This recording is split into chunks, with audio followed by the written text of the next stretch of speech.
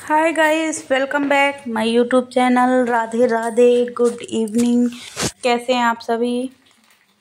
मैं अच्छी हूँ। मैं आशा करती हूँ कि आप सभी भी अच्छे होंगे। तो शाम की शुरुआत हो गई है और आप सभी ने देखा कि मैंने ब्लॉग में मैंने कितने सारे कपड़े वॉश किए थे और तो बज गए थे 4।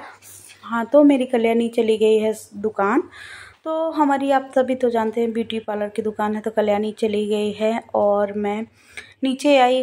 तो कपड़े मैं धोते धोते गीली हो गई थी, तो बच्चे को मेरे भूख लगी थी। तो आर्यन बोला मम्मा बहुत भूख लगी है, कुछ बना दो खाने को। तो फ्री हाल में इतने जल्दी कुछ नहीं बना सकती थी, तो मैं शाम की शुरुआत कर दी हूँ स्नैक से। तो मैंने थोड़ा सा जो ये येलो कलर की पोंगड़ी है उसको फ्राई करी हूँ। तो इसको मैं थोड़ा सा तेल डाली, गरम करने के बाद मैंने इसको अच्छे से फ्राई किया। अच्छे से तेल निथारने के बाद जो अच्छे से मैंने तेल को छान लिया है और बच्चों को दे दूँगी खाने के लिए। जो जहाँ की सामान है मैं वहीं उठा के रख दूँगी। अगर तुरंत लगे हाथ तो वहाँ की सफाई कर दिया जाए तो किचन एकदम साफ़ सुथरा दिखती है और हम लेडीज़ों को ज़्यादा एकदम लास्ट में बोझ नहीं होता है कि पूरे किचन को अगर तुरंत वैसे ही फैला लेंगे ना, तो मतलब लास्ट में जब समेटेंगे तो बहुत दिक्कत होती है। इसीलिए तुरंत का उसी हाथ का काम उसी हाथ से करते रहना चाहिए। मैं तुरंत अगर कोई काम करती हूँ तो उसको ही सफाई पहले कर लेती हूँ और प्लेटफॉर्म में कपड़ा मैं हमेशा बार बार ही मारती रहती हूँ, क्योंकि गंदा मुझे बिल्कुल पसंद नहीं है और गंदा हो जाता है, बिल्कुल पूरी किचन मैसी मैसी दिखती है। प्लेटफॉर्म से किचन की शान होती है मेरे मानने के हिसाब से। तो ये शाम का वक्त है और बजे हैं अभी 5। तो मैं बनाने लगी हूँ फटाफट रोटियाँ, क्योंकि सब्ज़ी मैंने लौकी की फ्राई कर दी है। तो मैं सूखी लौकी की सब्ज़ी बनाऊंगी। तो नॉर्मल मैंने लौकी को छीला, कट किया। इसके बाद 2 प्याज कट करे और थोड़ी सी लहसुन, मैंने लहसुन प्याज से तड़का लगाया, थोड़ा सा जीरा और मिर्चा डाला। डालने के बाद मैंने लौकी को अच्छे से फ्राई कर दिया। फ्राई करने के बाद मैं फटाफट आटा लगा के बनाने लगी हूँ रोटियाँ, क्योंकि मुझे जाना है मार्केट। मैं आपको बताऊँगी। तो अचानक ही प्लान बन गया कि चलो चलते हैं घूमने। तो मैं हस्बैंड से बोली कि पहले आप बोले होते तो मैं खाना नहीं बनाती, क्योंकि मेरा मानना है कि बाहर जाओ तो खाना खा के ही आओ। तो हम लोग जब बाहर घूमने जाने का प्लान बनाते हैं तो मैं हमेशा बाहर से लंच डिनर करके ही आते हैं। तो ये देखिए मेरा रात का डिनर तो बन गया है, लेकिन मुझे अफसोस हुआ, मेरा मन नहीं हो रहा था जाने का। क्योंकि मैं इसलिए जाती हूँ क्योंकि मुझे रात में खाना ना बनाना पड़े, सब लोग वहीं से खा के आ जाएंगे। लेकिन ऐसा प्लान हो नहीं पाया और मेरे आर्यन को काफ़ी भूख लगी थी। तो सबसे पहले मैं उसको दूध रोटी खाने के दे दूँगी। और ये जो मेरा बड़ा बिट्टू आया है हरे कृष्णा आप सभी को बोल के गया है, तो आप सब प्लीज़ कमेंट करके हरे कृष्णा कहिएगा। और ये देखिए मेरा छोटा वाला जाने के लिए हो गया है रेडी। तो इसको एक ना एक बहाना चाहिए बाजार जाने का। काहे के लिए सब जा रहे हैं घूमने? काहे के लिए? क्या घूमने जाएगा? क्या घूमेगा? क्या देखने जा रहा है? हाँ, तो हम लोग आ गए थे बच्चे कितने खुश हैं और एकदम इतना एंजॉय कर रहे थे कि मैं क्या ही बोलूं। और जब तो बच्चे एंजॉय कर रहे थे, अपना खेल रहे थे, तो खाने में इसमें मतलब एक पर आदमी के 70 रुपये लिया था ये।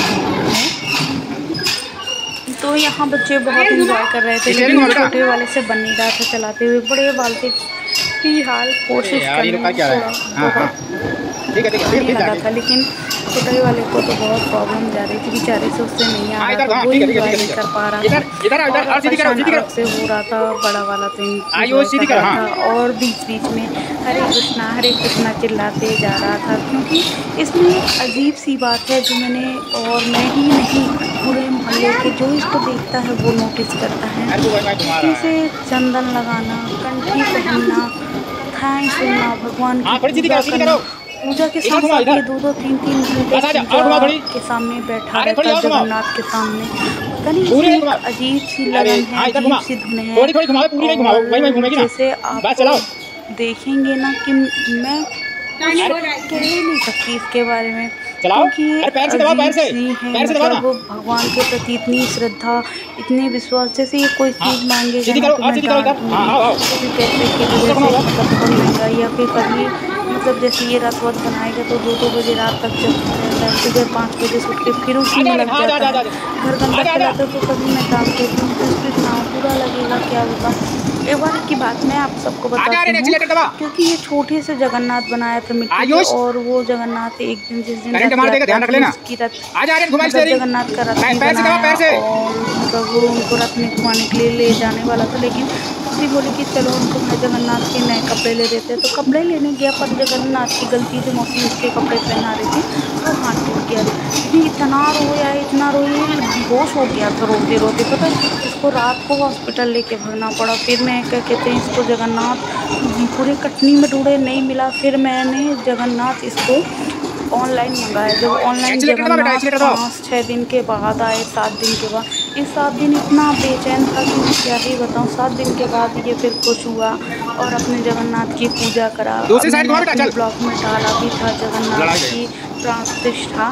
तो उस चीज़ को लेके ना मतलब ये पूजा पाठ को लेके इतना सीरियस है ज़िंदगी में कि मैं क्या ही बोलूँ। और छोटे वाले को इतना ज़्यादा इंटरेस्ट नहीं है, बिल्कुल मैं यूँ कहूँ कि बिल्कुल इंटरेस्ट नहीं है, लेकिन बड़े वाला को पता नहीं बहुत ही अजीब है।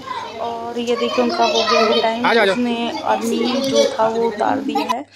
और सुबह 4 बजे का वक्त है और मार्केट से मैं वापस आ गई हूँ। और ये है मेरा राजमहल, क्या कहते हैं इसको, राजमहल, जहाँ की मैं खुद नौकरानी हूँ। और चलिए करते हैं किचन में काम, तो जो हमें आता होता है वही काम करेंगे।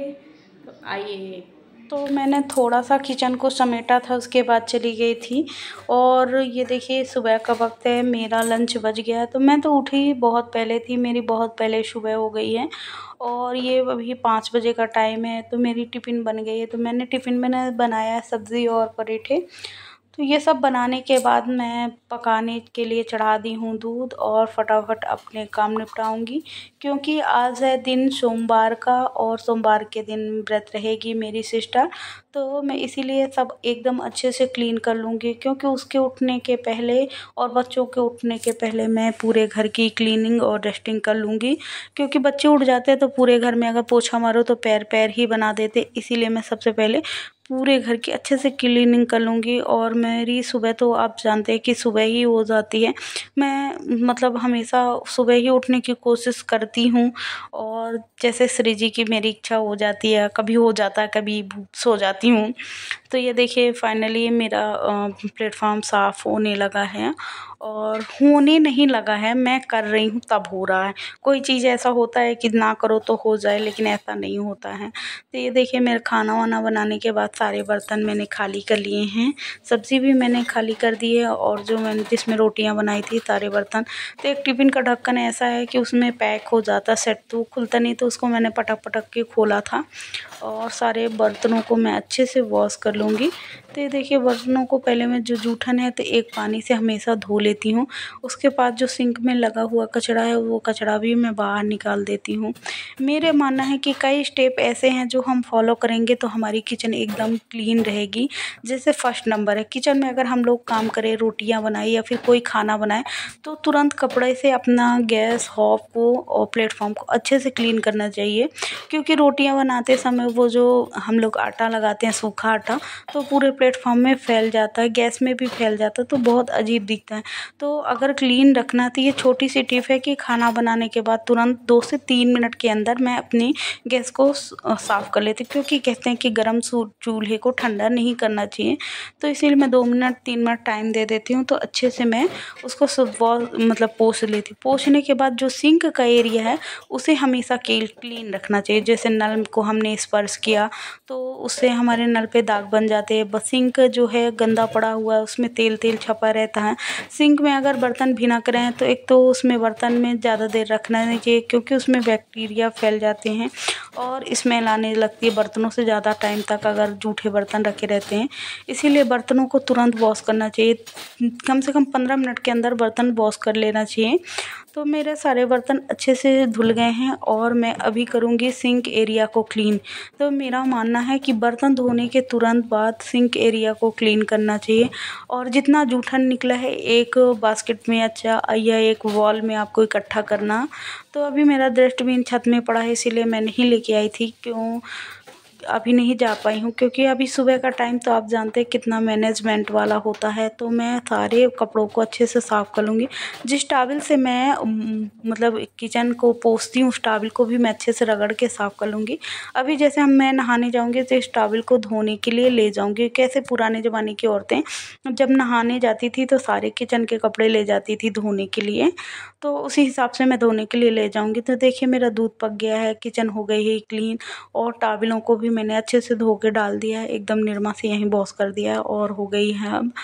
तो मैं अभी किचन की लाइट बंद करके चलती हूँ झाड़ू लगाने की ओर। तो अभी ज़्यादा टाइम नहीं हुआ, 5:30 बजे। तो देखिए जो कढ़ाई पे चढ़ा है तो उस पर मैं चढ़ा दी हूँ घी पकने के लिए, और सुबह की लगने लगी है मेरे घर में झाड़ू। तो फाइनली मैं झाड़ू लगाना स्टार्ट कर दी हूँ। तो ये देखिए झाड़ू लगाना स्टार्ट कर दी हूँ, और मतलब किचन पूरा डस्टिंग हो गई है। और जो मैंने हाथ में बाउल लिया है तो उसमें मैंने सब्ज़ी कट किया था सुबह, तो उसका कचड़ा रखा है मैंने, प्याज का छिलका, आलू का छिलका, उन सबको मैं बाहर लगे हाथ ले जाऊँगी। तो पूरा घर अगर एकदम साफ़ हो जाता है तो बहुत अच्छी निगेटिव आती है, और एकदम पॉजिटिव आती है, और हम अच्छा सोचते हैं, एकदम फ्रेश फील होता है। और जो सुबह उठ जाता है खिड़की दरवाजे खुल जाते हैं, सूर्य नारायण लक्ष्मी महारानी कहते हैं कि सुबह ही उठना चाहिए। तो मैं सुबह ही अपना खिड़की दरवाजे सबसे पहले खोलने का काम करती हूँ, और इसके बाद मैं पीती हूँ गर्म पानी। उसके बाद तो मैं लग जाती हूँ अपने काम में। किसी दिन मैं सुबह का अपना फुल रूटीन दिखाऊंगी, क्योंकि मैं कैसे काम को मैनेज करती हूँ। तो ये देखिए मैंने पूरे घर पे अच्छे से झाड़ू लगा ली है। अभी कोई भी नहीं जगा हुआ है, बच्चे भी अभी सो रहे हैं, क्योंकि मैं उनको अभी कम से कम आधा घंटा बाद उठाऊंगी। 6 बजे उठा दूंगी, तो अपना बच्चे उठेंगे तो नहाए धोएंगे, तैयार होंगे। और मेरा मानना है जैसे हॉल में सोफ़ा है तो सोफ़ा एकदम क्लीन हो तो हॉल साफ दिखता, कमरे में बेड क्लीन हो तो पूरा कमरा एकदम क्लीन दिखता है। तो मेरा मानना है किचन में अगर प्लेटफॉर्म साफ़ हो तो किचन दिखती है। और मंदिर घर में मेरी श्री जी सजी बैठी हो तो मंदिर मेरा बहुत सुंदर लगता है। तो ये सब मेरा मानना है और मेरा करना है। तो अब मैं लगाने लगी हूँ पोछा, ये देखिए, और झाड़ू लग गई है, पोछा लगने के लिए ये मैं बैठ गई हूँ। तो हमेशा हमेशा तो नहीं कहूँगी, लेकिन कभी कभी मैं बीच बीच में हाथ से भी पोछा लगाती रहती हूँ, क्योंकि हाथ से भी पोछा लगाना चाहिए। हाथ में जितनी सफाई आती है ना, उतने कितने भी महंगे स्टैंड से या वाइपर से किसी से भी पोछा लगा लीजिए आप, उतना अच्छा नहीं लगता है, मेरा मानना ये है।